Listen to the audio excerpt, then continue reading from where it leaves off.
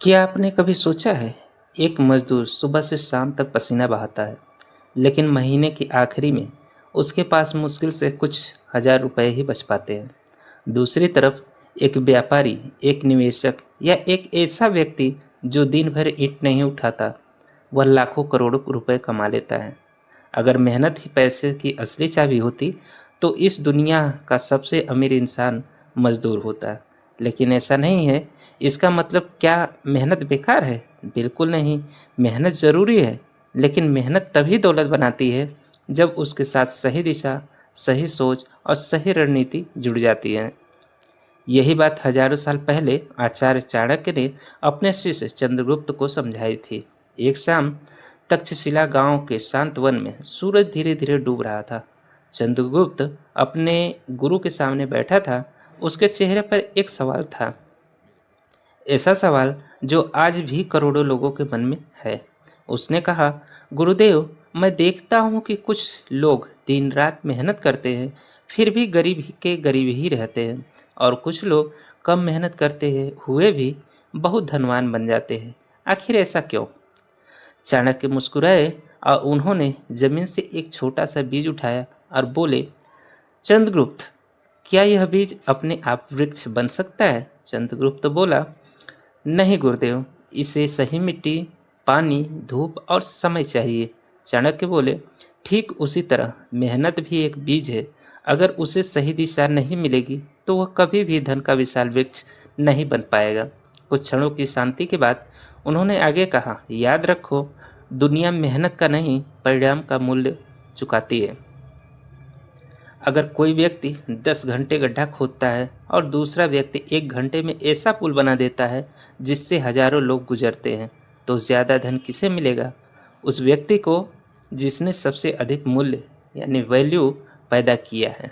यही कारण है कि दौलत सिर्फ मेहनत से नहीं, समस्या का समाधान देने से पैदा होता है। चंद्रगुप्त ध्यान से सुन रहा था। तभी चाणक्य ने एक प्रश्न और पूछा, अगर दो किसान पूरे दिन खेत में काम करे, लेकिन एक किसान बीज ही गलत बो दे, तो क्या दोनों फसल बराबर होगी? नहीं गुरुदेव। क्यों? क्योंकि मेहनत दोनों ने की, लेकिन निर्णय अलग अलग था। चाणक्य मुस्कुराए, यही जीवन का सबसे बड़ा नियम है। तुम्हारी मेहनत से पहले तुम्हारे निर्णय तुम्हारा भविष्य तय करती है। आज दुनिया के अधिकांश लोग अपना समय बेचते हैं, लेकिन बहुत कम लोग अपनी सोच बेचते हैं, अपनी बुद्धि बेचते हैं, अपने समाधान बेचते हैं, और सबसे अधिक धन उन्हीं के पास जाता है। चंद्रगुप्त ने पूछा, तो क्या गरीब लोग मेहनती नहीं होते? चाणक्य ने तुरंत उत्तर दिया, नहीं, गरीबी मेहनत की कमी से नहीं, कई बार सही दिशा की कमी से भी पैदा होती है। उन्होंने सामने बहती नदी की ओर इशारा किया, देखो उस नदी को, अगर उसका पानी चारों तरफ फैल जाए तो खेत भी नहीं सींच पाएगा, लेकिन वही पानी अगर एक नहर में बहाया जाए तो हजारों खेतों को जीवन दे देगा। मेहनत भी ऐसा ही है। बिखरी हुई मेहनत थका देती है, लेकिन दिशा वाली मेहनत दौलत बना देती है। चंद्रगुप्त अब समझने में लगा था कि असली खेल हाथों का नहीं बल्कि दिमाग का है। चाणक्य ने आखिरी बात कही, याद रखो चंद्रगुप्त, गरीब आदमी सोचता है मुझे ज़्यादा मेहनत करनी चाहिए, लेकिन धनवान आदमी सोचता है मुझे ऐसा क्या बनाना चाहिए जिससे मेरी मेहनत कई गुना बढ़ जाए। यही सोच एक मजदूर और एक सम्राट के बीच का अंतर भी पैदा हो करती है। लेकिन यहीं से चंद्रगुप्त ने वह सवाल पूछा जिसका उत्तर उसकी पूरी जिंदगी बदल देने वाला था। उसने पूछा, गुरुदेव, अगर केवल मेहनत काफ़ी नहीं है, तो फिर धन का पहला नियम क्या है? चाणक्य ने उसकी ओर देखा और कहा, धन कमाने से पहले धन को समझना सीखो। उस शांत संध्या में हवा के हल्के हल्के झोंके वृक्षों की पत्तियों को हिला रहे थे। चंद्रगुप्त की आंखों में अब पहले से अधिक जिज्ञासा थी। उसने धीमे स्वर में पूछा, गुरुदेव, यदि धन केवल मेहनत से नहीं आता, तो फिर वह किसके पीछे भागता है? चाणक्य कुछ क्षण मौन रहे, फिर उन्होंने अपनी कमंडल से पानी की एक बूंद जमीन पर गिराई और बोले, चंद्रगुप्त, पानी हमेशा नीचे की ओर बहता है, यह उसका स्वभाव है। उसी प्रकार धन का भी एक अपना स्वभाव है। चंद्रगुप्त ने पूछा, धन का स्वभाव? चाणक्य बोले, हाँ, धन कभी उस व्यक्ति के पीछे नहीं भागता जो केवल उसे चाहता है। धन उस व्यक्ति के पीछे भागता है जो लोगों की समस्याओं का समाधान करता है। कुछ देर बाद उन्होंने एक व्यापारी का उदाहरण दिया। मान लो एक गांव में 100 लोग रहते हैं, उन्हें रोज अनाज चाहिए। अगर कोई व्यक्ति केवल धन मांगता रहे तो उससे कुछ नहीं मिलेगा, लेकिन अगर वही व्यक्ति ऐसा भंडार बना दे जहां हर परिवार को उचित मूल्य पर अनाज मिल जाए तो धन स्वयं उसके द्वार पर आएगा। फिर चाणक्य ने चंद्रगुप्त की ओर देखा और कहा, याद रखो, धन इच्छा का नहीं, उपयोगिता का पुरस्कार होता है। मूल्य पैदा करो। इस संसार में सबसे अधिक धन उसी को मिलता है जो सबसे अधिक लोगों का जीवन आसान बनाता है। राजा राज्य चलाता है, किसान अन्न उगाता है, वैद्य रोग दूर करता है, शिक्षक अज्ञानता मिटाता है। इन सभी को सम्मान इसलिए मिलता है क्योंकि ये मूल्य पैदा करते हैं। फिर चंद्रगुप्त बोले, तो क्या केवल व्यापार करने वाले ही अमीर बन सकते हैं? चाणक्य मुस्कुराए, नहीं, एक शिक्षक भी धनवान बन सकता है, एक कलाकार भी और एक सैनिक भी, यदि उसका कार्य लोगों के लिए असाधारण मूल्य पैदा करता है तो। चाणक्य ने पास रखी एक दीपक की ओर इशारा किया। यह दीपक एक कमरे को रोशन करता था, लेकिन यदि इसी अग्नि से 1000 दीप जला दिए जाए तो क्या पहले दीपक की लौ कम हो जाएगी? नहीं गुरुदेव, यही धन का दूसरा नियम है। ऐसा काम करो जो केवल तुम्हारे हाथों पर निर्भर न रहे। उन्होंने आगे कहा, जो व्यक्ति केवल अपने समय के बदले पैसा कमाता है उसकी आय की एक सीमा होती है, लेकिन जो व्यवस्था सिस्टम बना देता है उसकी आय उसके सोते समय भी चलती रहती है। चंद्रगुप्त ने फिर पूछा, गुरुदेव, यदि सब कुछ ज्ञान से होता है तो फिर इतने पढ़े लिखे लोग भी गरीब क्यों रहते हैं? चाणक्य हंसे, क्योंकि पुस्तकें पढ़ाना और जीवन को समझना दोनों अलग बातें हैं।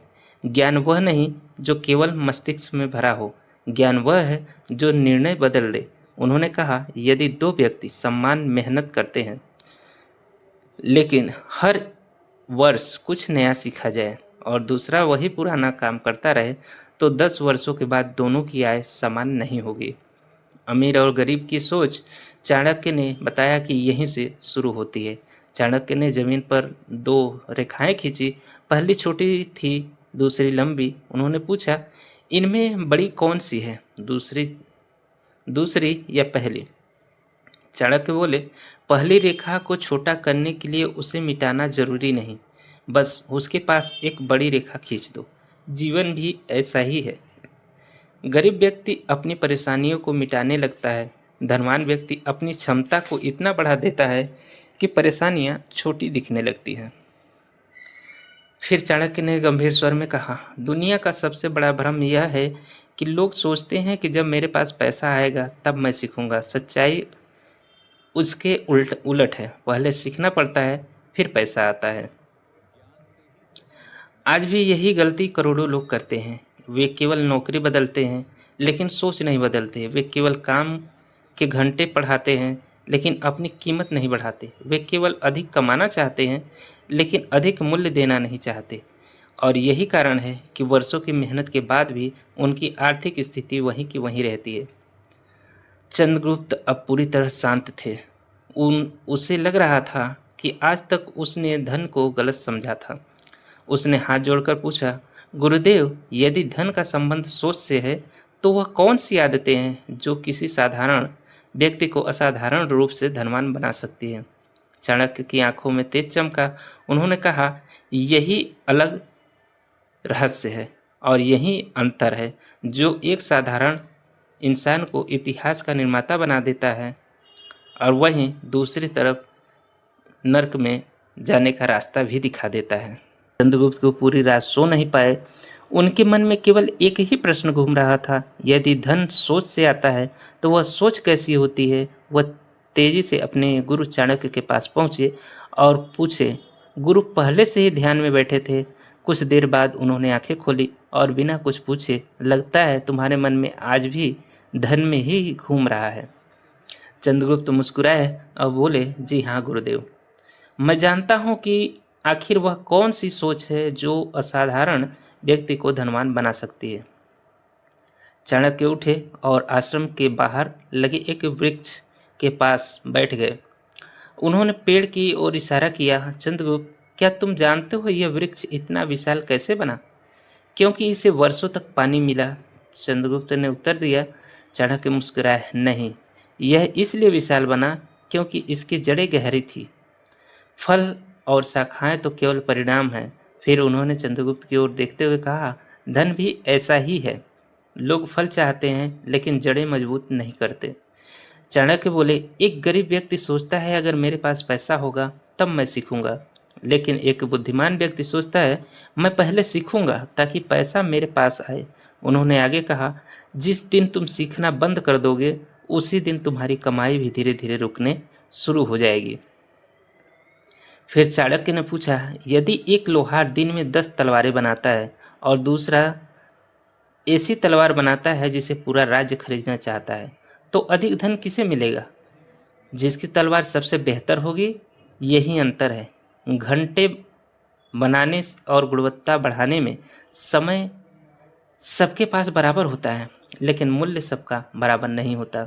चाणक्य बोले, जब राज्य में अकाल पड़ता है तो अधिकांश लोग रोते हैं, लेकिन कुछ लोग अनाज बचाने, पानी पहुंचाने और व्यवस्था बनाने में लगाते हैं। यही लोग बाद में सबसे अधिक सम्मान और धन कमाते हैं। उन्होंने कहा, समस्या से भागने वाला व्यक्ति मजदूर बनता है और समस्या का समाधान खोजने वाला व्यक्ति निर्माता बनता है। फिर चंद्रगुप्त ने पूछा, गुरुदेव, क्या हर निर्णय सही होना चाहिए? चाणक्य बोले, नहीं, लेकिन निर्णय लेना आवश्यक है। गलत निर्णय तुम्हें अनुभव देगा और सही निर्णय सफलता देगा, लेकिन निर्णय न लेना सबसे बड़ी असफलता का कारण है। चाणक्य ने अपने झोले से एक स्वर्ण मुद्रा निकाली। उन्होंने उसे जमीन पर नहीं फेंका, बल्कि दोनों हाथों में उठाकर चंद्रगुप्त को दे दिया। चंद्रगुप्त ने पूछा, एक सिक्के को इतना सम्मान क्यों? चाणक्य बोले, क्योंकि जो व्यक्ति छोटी संपत्ति का सम्मान नहीं करता वह बड़ी संपत्ति का अधिकारी नहीं बनता। फिर उन्होंने कहा, धन केवल कमाने से नहीं बढ़ता, धन बचाने से, सही जगह लगाने से और बढ़ाने से बढ़ता है। फिर चंद्रगुप्त ने पूछा, जो तो क्या हर धनवान व्यक्ति बुद्धिमान होता है? चाणक्य ने सिर हिलाया, बिल्कुल नहीं। धनवान होना और बुद्धिमान होना अलग अलग दो बातें हैं, लेकिन जो लंबे समय तक धनवान रहता है वह अवश्य अनुशासित होता है। आज भी यही नियम लागू होता है। बहुत लोग केवल तन से काम करते हैं, कुछ लोग तन और दिमाग से काम करते हैं, लेकिन बहुत कम लोग ऐसी व्यवस्था बनाते हैं जहां उनका ज्ञान, उनका कौशल और उनका बनाया हुआ काम उनके बिना भी लोगों तक पहुंचता रहता है। यही अंतर है आय कमाने और संपत्ति बनाने में। सूर्य अब ऊपर चढ़ चुका था। चंद्रगुप्त की आंखों में अब एक नई चमक थी। उसे पहली बार समझ आया कि गरीबी केवल जेब से नहीं होती, गरीबी सोच से भी होती है। उसने गुरु को अंतिम प्रश्न पूछा, गुरुदेव, यदि मैं आज से इन सिद्धांतों पर चलूं तो क्या मैं केवल धनवान बनूंगा या ऐसा राजा भी जिसका नाम सदियों तक लिया जाएगा? चाणक्य ने मुस्कुराते हुए उत्तर दिया, धन तुम्हें सुविधा देगा, लेकिन चरित्र तुम्हें अमर बनाएगा। और अब समय आ गया है कि धन और चरित्र के सबसे बड़े संबंध को समझने का। गुरुदेव, मैंने देखा है कि कुछ लोग बहुत धन कमाते हैं लेकिन कुछ ही वर्षों में सब कुछ खो देते हैं, जबकि कुछ लोग धीरे धीरे कमाते हैं पर उनका धन हर साल बढ़ता जाता है। आखिर ऐसा क्यों? चाणक्य ने पास रखा हुआ एक मिट्टी का घड़ा उठाया, घड़े में पानी भरा और उन्होंने धीरे धीरे उसमें पानी डालना शुरू किया। कुछ देर बाद पानी बाहर गिरने लगा। चंद्रगुप्त बोले, गुरुदेव, घड़ा भर चुका है, अब इसमें और पानी नहीं ठहर सकता। चाणक्य मुस्कुराए, यही उत्तर है। चंद्रगुप्त चौंक गया, मैं समझा नहीं। चाणक्य बोले, जिस व्यक्ति का चरित्र, अनुशासन और समझ छोटे घड़े जैसी है, उसके पास चाहे कितना भी धन आ जाए वह टिकेगा नहीं। चाणक्य ने कहा, धन केवल कमाने की चीज नहीं है, धन एक जिम्मेदारी है। जिसके भीतर जिम्मेदारी नहीं वह धन को संभाल नहीं सकता। उन्होंने आगे कहा, याद रखो चंद्रगुप्त, लक्ष्मी वहाँ टिकती हैं जहाँ संयम, अनुशासन और विवेक रहता है। तो गुरुदेव, क्या इसके लिए कुछ लोग अचानक अमीर होकर भी गरीब हो जाते हैं? चाणक्य बोले, हाँ, क्योंकि उन्होंने धन कमाया लेकिन स्वयं को नहीं बदला। यदि मन गरीब रहा तो जेब का भी धन अधिक समय तक नहीं टिकेगा। चाणक्य ने जमीन पर चार रेखाएं खींची और बोले, धन के चार सबसे बड़े शत्रु हैं। पहला, अहंकार। जिस दिन मनुष्य सोचने लगे कि अब उसे किसी के सीखने की आवश्यकता नहीं, कुछ करने की आवश्यकता नहीं, उसी दिन उसका पतन शुरू हो जाता है। दूसरा नियम, दिखावा। जो व्यक्ति दूसरों को प्रभाव में के लिए खर्च करता है, वह धीरे धीरे स्वयं को कमजोर कर लेता है। तीसरा नियम है आलस। धन कमाने के बाद यदि सीखना और मेहनत करना छोड़ दिया तो समय तुम्हें पीछे छोड़ देगा। चौथा नियम है लालच। जब व्यक्ति बिना समझे हर अवसर के पीछे भागता है तो अंत में अवसर भी खो देता है। व्यापारी थे, दोनों ने एक ही दिन व्यापार शुरू किया। पहले व्यापारी ने जितना कमाया उतना खर्च कर दिया। उसे लगा कि धन हमेशा आता रहेगा। दूसरे व्यापारी ने कमाई का एक हिस्सा परिवार पर लगाया, एक हिस्सा व्यापार बढ़ाने में और एक हिस्सा कठिन समय के लिए बचा कर रखा। 10 वर्ष बाद पहला व्यापारी फिर वहीं खड़ा था जहां से चला था, और दूसरा पूरे नगर का सबसे सम्मानित व्यक्ति बन चुका था। चंद्रगुप्त ने पूछा, तो क्या धन केवल जमा करना चाहिए? चाणक्य ने तुरंत उत्तर दिया, नहीं। धन नदी की तरह होता है, बहता रहे लेकिन सही दिशा में। यदि धन रुका तो सड़क बनेगा, यदि बिना सोचे बहेगा तो समाप्त हो जाएगा। इसलिए धन को चलाओ, लेकिन बुद्धि के साथ। आज भी यही सत्य है। बहुत लोग कमाने का पूरा ध्यान देते हैं लेकिन बचाने सीखने को बढ़ावा नहीं देते। कुछ लोग पहली बड़ी कमाई के बाद अपनी जीवन शैली बदल लेते हैं लेकिन अपनी आदतें नहीं, और धीरे धीरे धन उनसे दूर चला जाता है। धन केवल बैंक खाते में नहीं बढ़ता, धन उस व्यक्ति के पास बढ़ता है जो हर वर्ष स्वयं को पहले से अधिक योग्य बनाता रहता है। चंद्रगुप्त अब गहरे विचार में थे। उन्होंने धीरे से पूछा, गुरुदेव, यदि धन से भी बड़ी कोई चीज है तो क्या है? चाणक्य ने आकाश की ओर देखा और कहा, हाँ, धन से भी बड़ी एक शक्ति है जिसके बिना धन की विनाश का कारण बन जाता है। वह है चरित्र। उन्होंने आगे कहा, जिस व्यक्ति का चरित्र मजबूत हो, धन उसका सेवक बनता है। जिसका चरित्र कमजोर हो, वही धन उसका स्वामी बनता है। और यह कहानी कैसी लगी? अगर अच्छी लगी हो तो लाइक और सब्सक्राइब करके जाइएगा। हमारे चैनल पे इसी तरह के इन्फॉर्मेटिव वीडियो आप लोगों के लिए आते रहते हैं।